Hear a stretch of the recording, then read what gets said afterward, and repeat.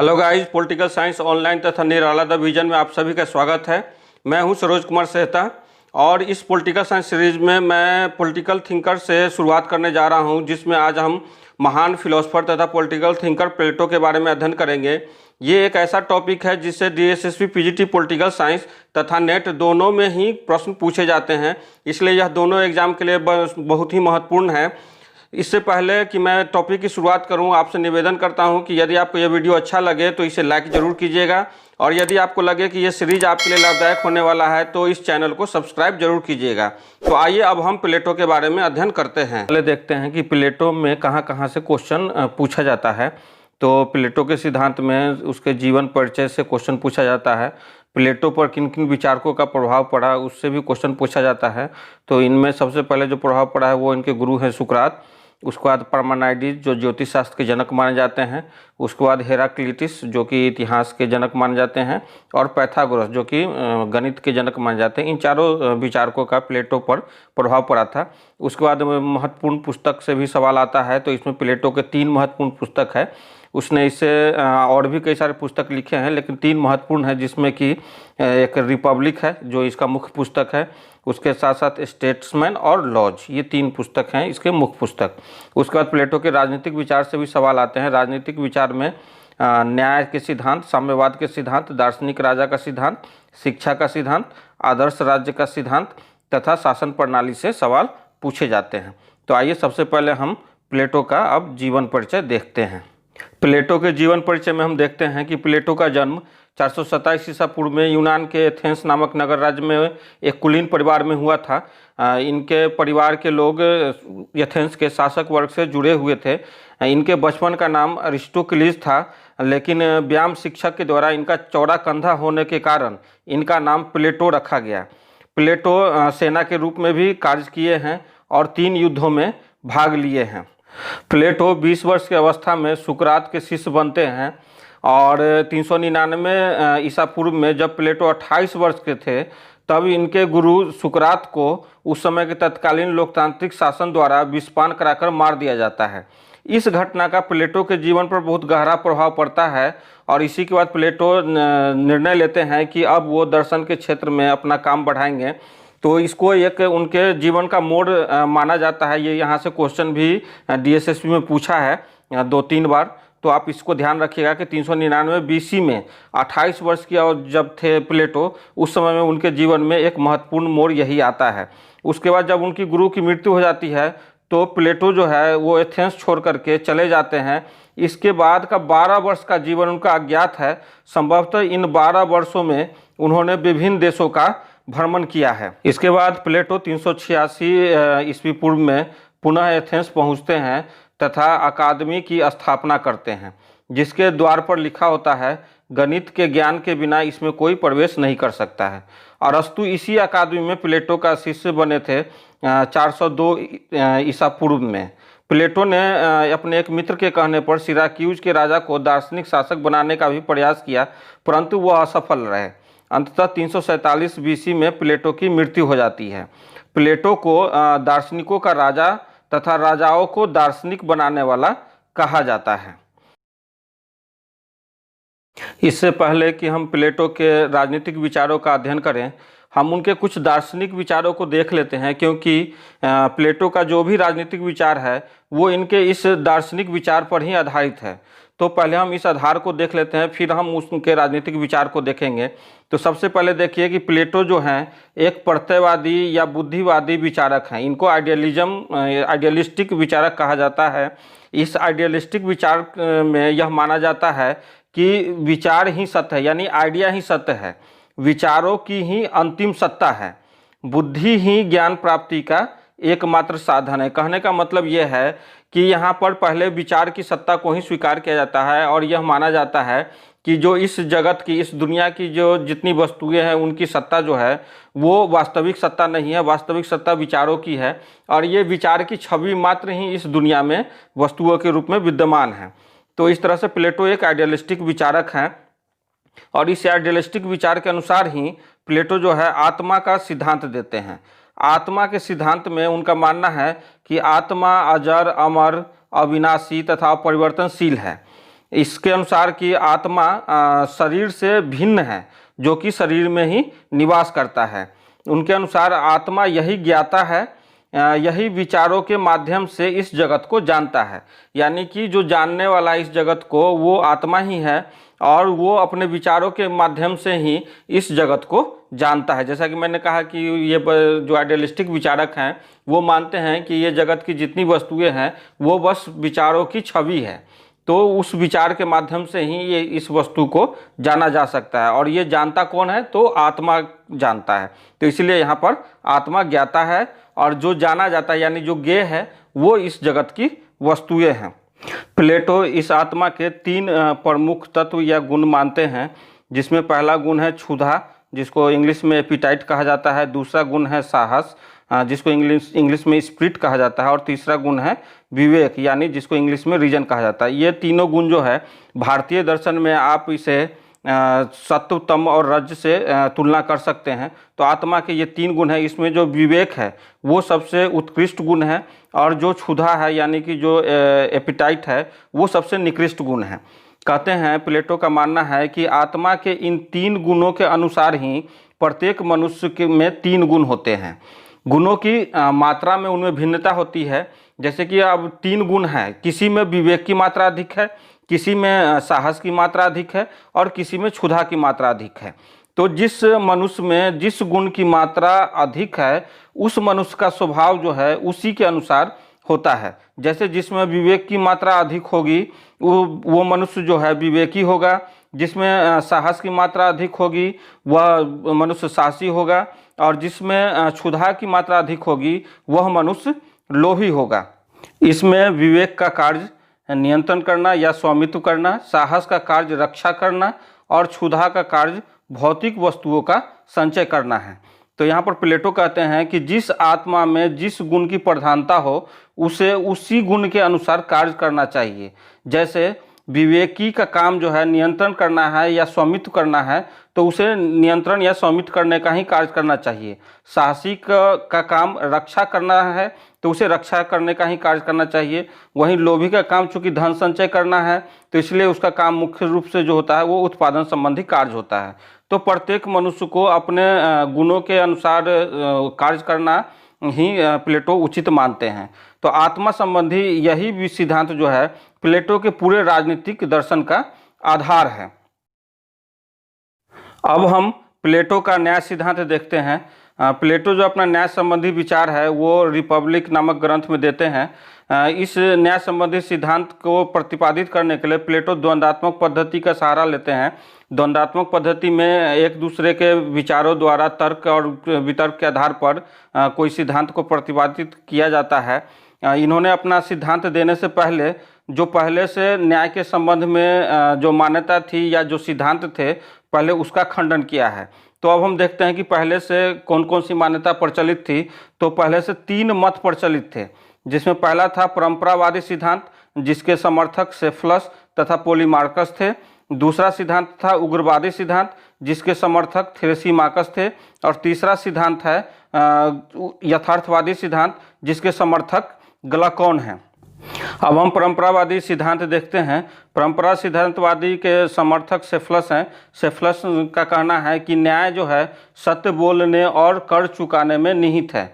वहीं इस परंपरावादी सिद्धांत के एक और समर्थक पोलीमार्कस जो हैं वो कहते हैं कि न्याय प्रत्येक मनुष्य को वह देने में है जो उसके लिए उचित है। यहाँ पर उचित शब्द का प्रयोग करते हुए ये विचारक जो है यह निष्कर्ष निकालते हैं कि न्याय एक ऐसी कला है जिसके द्वारा मित्रों की भलाई और शत्रुओं की बुराई की जाती है।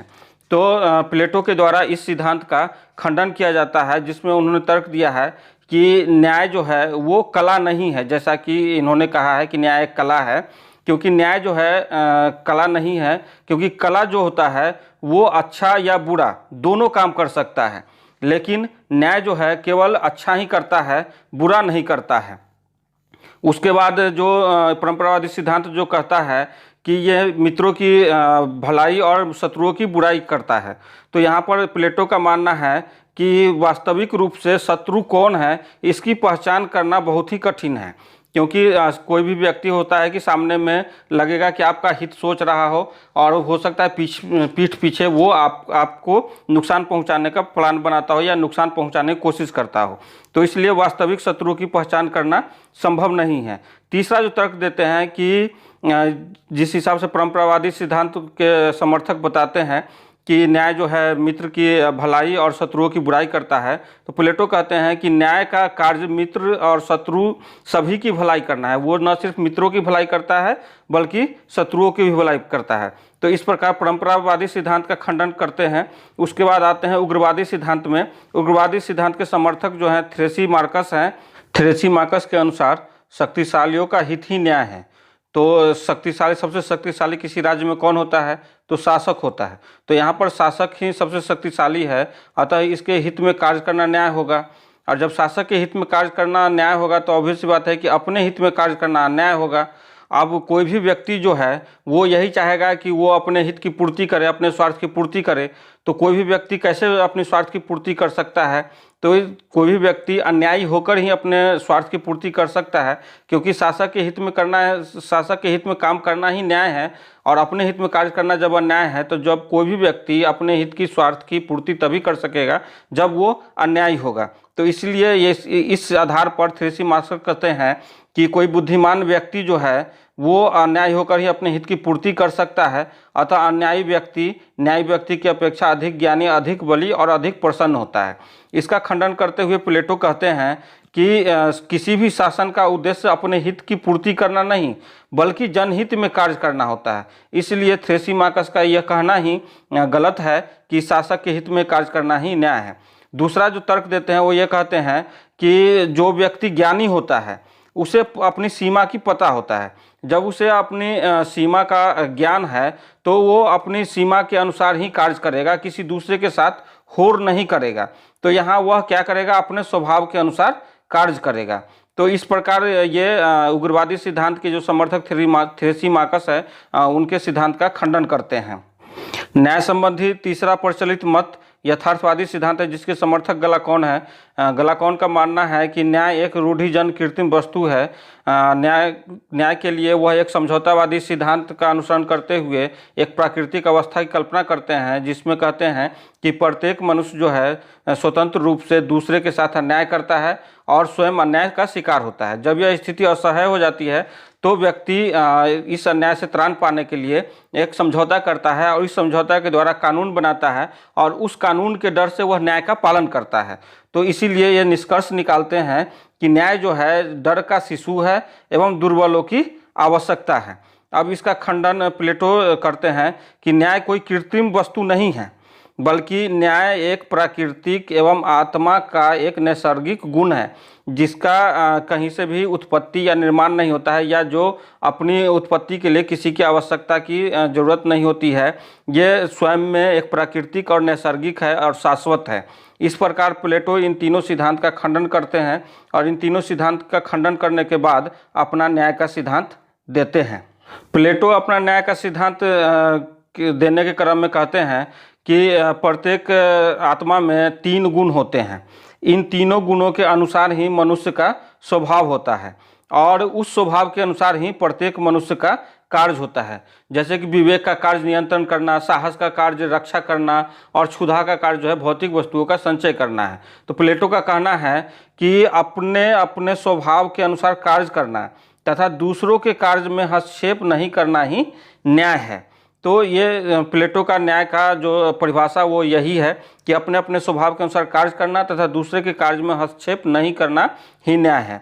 इस प्रकार प्लेटो के न्याय की जो विशेषता कुछ निकल के आती है वो हम देख लेते हैं कि प्लेटो का न्याय जो है व्यक्तिगत भी है और सामाजिक भी है। व्यक्तिगत किस संदर्भ में है कि यहाँ पर व्यक्ति के आत्मा के 3 गुण हैं और उस 3 गुण के अनुसार व्यक्ति का स्वभाव है। जिस आत्मा में जिस गुण की प्रधानता होती है उस गुण के अनुसार उसका स्वभाव होता है। तो इस प्रकार हम देखते हैं कि यह व्यक्तिगत है। और सामाजिक इसलिए है क्योंकि इन गुणों के अनुसार प्रत्येक व्यक्ति का एक सामाजिक समूह बनता है। जैसे जो विवेक जिसमें है वो विवेकी बनते हैं, जो जिसमें साहस है वो रक्षा का काम करते हैं, और जो जिसमें क्षुधा की प्रधानता है तो वो उत्पादन का कार्य करते हैं। तो इस प्रकार यह सामाजिक वर्ग का भी निर्माण करता है। तो इस प्रकार प्लेटो का न्याय सिद्धांत जो है व्यक्तिगत भी है और सामाजिक भी है। उसका प्लेटो का न्याय सिद्धांत जो है अहस्क्षेप का सिद्धांत भी है।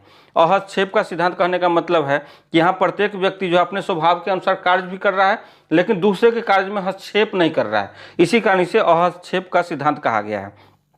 उसके बाद जो प्लेटो का सिद्धांत है न्याय सिद्धांत, वो कार्य विशिष्टीकरण का भी सिद्धांत है। कार्य विशिष्टीकरण का मतलब क्या है कि किसी भी कार्य में विशिष्ट होना। तो यहाँ पर देखेंगे कि प्रत्येक व्यक्ति के आत्मा के गुण के अनुसार उसका कार्य है, और वो अपने अपने कार्य के अनुसार, स्वभाव के अनुसार या गुण के अनुसार ही कार्य करता है। तो इस प्रकार प्रत्येक व्यक्ति का अपना विशिष्ट कार्य है। तो उसके बाद अगला जो विशेषता है प्लेटो के न्याय का, वो ये है कि प्लेटो का जो न्याय सिद्धांत है वो आत्मसंयम का सिद्धांत है। आत्मसंयम का सिद्धांत कैसे है? क्योंकि इसमें 3 गुण वाले जो सामाजिक वर्ग हैं उनको अपने अपने क्षेत्र में ही कार्य करना होता है, दूसरे के क्षेत्र में हस्तक्षेप नहीं करना होता है। तो इस कारण से उनको स्वयं पर आत्मसंयम स्थापित करना होता है। तो इसलिए यह सिद्धांत जो है आत्मसंयम का भी सिद्धांत है।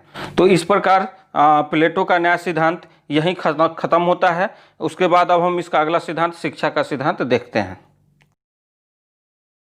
प्लेटो के दर्शन में शिक्षा का जो है महत्वपूर्ण स्थान है। वह शिक्षा को बुराई का नष्ट करने वाला तथा मनुष्यों को सन्मार्ग की ओर ले जाने वाला मानता है। उसके अनुसार शिक्षा जो है मनुष्य को आत्मज्ञान का पाठ पढ़ाकर उसे कर्तव्यपरायण तथा न्यायी बनाता है। वह शिक्षा को आत्मा के शुद्धिकरण का एक स्रोत मानता है। तो अब हम देखते हैं कि उस समय में प्लेटो के समय में यूनान में 2 तरह की शिक्षा पद्धति प्रचलित थी। पहली शिक्षा पद्धति थी एथेंस की, और दूसरी शिक्षा पद्धति थी स्पार्टा की। तो सबसे पहले हम देखते हैं एथेंस में किस तरह की शिक्षा पद्धति थी। तो एथेंस में निजी आधार पर शिक्षा दी जाती थी, यानी कि पारिवारिक स्तर पर एथेंस में शिक्षा की व्यवस्था किया गया था। कोई सरकारी सहायता शिक्षा के लिए नहीं मिलती थी। एथेंस में महिलाओं को शिक्षा का अधिकार नहीं था, महिलाओं को शिक्षा नहीं दी जाती थी। जो छात्र होते थे उनको 18 वर्ष तक साहित्य, संगीत और व्यायाम की शिक्षा दी जाती थी। उसके बाद 2 वर्ष तक सैनिक शिक्षा का प्रावधान था। वहीं दूसरी तरफ स्पार्टा में शिक्षा का मुख्य उद्देश्य जो था वो स्वस्थ एवं वीर सैनिकों को प्रशिक्षित करना था। इसके लिए जो शिक्षा राज्य के द्वारा दिया जाता था, और मुख्य रूप से अनुशासन तथा युद्ध की ही शिक्षा दी जाती थी। लेकिन एक सबसे बड़ी बात जो यहाँ थी कि स्पार्टा में महिलाओं को भी पुरुषों के समान ही शिक्षा दी जाती थी। हालांकि दोनों का अपना अपना एक गुण था शिक्षा पद्धति का, लेकिन दोनों में कई सारी कमियां भी थी। जैसे स्पार्टा में जो युद्ध का उद्देश्य था वो सिर्फ और सिर्फ सैनिक के उत्पादन करने का था। वहाँ पर मानसिक या बौद्धिक विकास पर जोर नहीं दिया जाता था। और जो यहाँ का जो एथेंस का शिक्षा पद्धति था उसमें जो कमियां थी वो थी कि महिलाओं को वहाँ पर शिक्षा का अधिकार नहीं था, और दूसरी बात है कि राज्य इसमें कोई सहायता नहीं करती थी।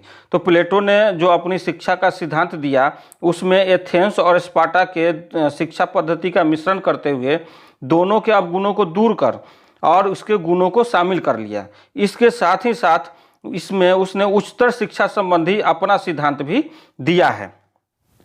अब हम प्लेटो का शिक्षा संबंधी योजना देखते हैं। तो प्लेटो की शिक्षा योजना को 2 स्तर पर दिया है। पहला है प्राथमिक शिक्षा और दूसरा है उच्चतर शिक्षा। इसमें शिक्षा जो है राज्य के द्वारा देने की बात की गई है, महिलाओं को भी शिक्षा देने की बात की गई है। और यहाँ पर जो प्लेटो के शिक्षा सिद्धांत है उसमें इसका उद्देश्य जो है शारीरिक और मानसिक दोनों का विकास करना है। तो सबसे पहले हम प्राथमिक शिक्षा को देख लेते हैं। तो प्राथमिक शिक्षा को प्लेटो ने 3 भागों में बांटा है। जन्म से लेकर 6 वर्ष तक, 6 से लेकर 18 वर्ष तक और 18 से 20 वर्ष तक, इन 3 भागों में प्राथमिक शिक्षा को बांटा है। इसमें जो पहला स्तर है जो जन्म से लेकर 6 वर्ष तक है, इसमें बच्चों को सरल कहानी तथा उदाहरणों द्वारा नैतिकता और धार्मिक सत्य का पाठ पढ़ाया जाएगा। इस अवस्था में चरित्र का निर्माण होता है। अतः बच्चों को ऐसी कहानियाँ नहीं सुनाई जानी चाहिए जिससे कि बच्चों को मृत्यु का भय हो, देवताओं के प्रति श्रद्धा हो, सत्य से घृणा हो। तो ऐसी कहानियाँ उनको नहीं सुनाया जाना चाहिए। प्लेटो तो यहाँ तक कहता है कि यदि कोई लेखक इस तरह की कहानी लिखता है तो उसको राज्य से निष्कासित कर देना चाहिए।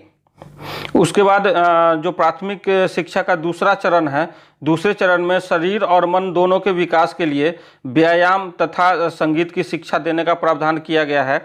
इसमें संगीत विद्या के अंतर्गत गान विद्या, काव्य विद्या, साहित्य विद्या, गीत, नृत्य एवं वीणा वादन आदि की शिक्षा दी जाएगी।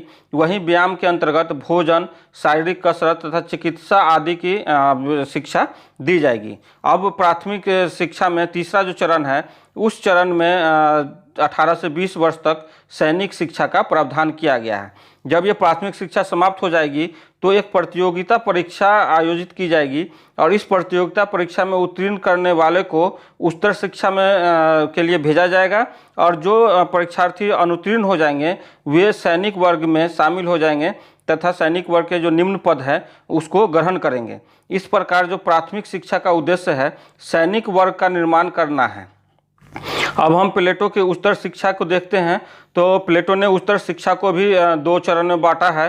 पहला है 20 से 30 वर्ष तक और दूसरा है 30 से 35 वर्ष तक।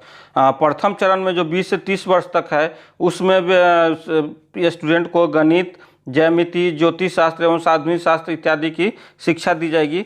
यहाँ सबका अपना दार्शनिक ज्ञान भी है और व्यवहारिक महत्व भी है इन सब्जेक्ट का, इसलिए यहाँ से विद्यार्थियों को दार्शनिक और व्यवहारिक दोनों शिक्षा दिए जाने का प्रयास किया गया है। उसके बाद जब 30 वर्ष तक जब ये विद्यार्थी ये शिक्षा ग्रहण कर लेंगे उसके बाद एक प्रतियोगिता परीक्षा होगी और इस प्रतियोगिता परीक्षा में उत्तीर्ण वाले को जो दूसरा चरण है उसमें शिक्षा लेने के लिए भेजा जाएगा और जो अनुत्तीर्ण होंगे उनको राज्य के निम्न प्रशासनिक पद तथा सैनिक के रूप में नियुक्ति दी जाएगी। अब दूसरे चरण में जो 30 से 35 वर्ष की अवस्था है उसमें विद्यार्थियों को द्वंद्वात्मकता पद्धति द्वारा, द्वंद्वात्मक पद्धति यानी वाद विवाद और तर्क के द्वारा प्रत्येक वस्तु के सार का ज्ञान कराने का प्रयास किया जाएगा। विभिन्न शास्त्रों के पारस्परिक संबंध का ज्ञान कराने का प्रयास किया जाएगा तथा अंततः शिव के स्वरूप यानी कि सत्य के दर्शन का प्रयास कराया जाएगा। इस शिक्षा जो जब 35 वर्ष तक की शिक्षा वो ग्रहण कर लेंगे इसके बाद इन्हें राज्य के उच्चतम पदों पर नियुक्त किया जाएगा, जहां पर ये 30 से 35 वर्ष तक ये सार्वजनिक पदाधिकारी के रूप में कार्य करते हुए संसार का व्यवहारिक ज्ञान प्राप्त करेंगे। और जब ये संसार का व्यवहारिक ज्ञान प्राप्त करके इस कठोर परीक्षा में पास हो जाएंगे तब वो लोक व्यवहार और शास्त्रों का गंभीर ज्ञान रखने वाले दार्शनिक शासक बनने के अधिकारी हो जाएंगे।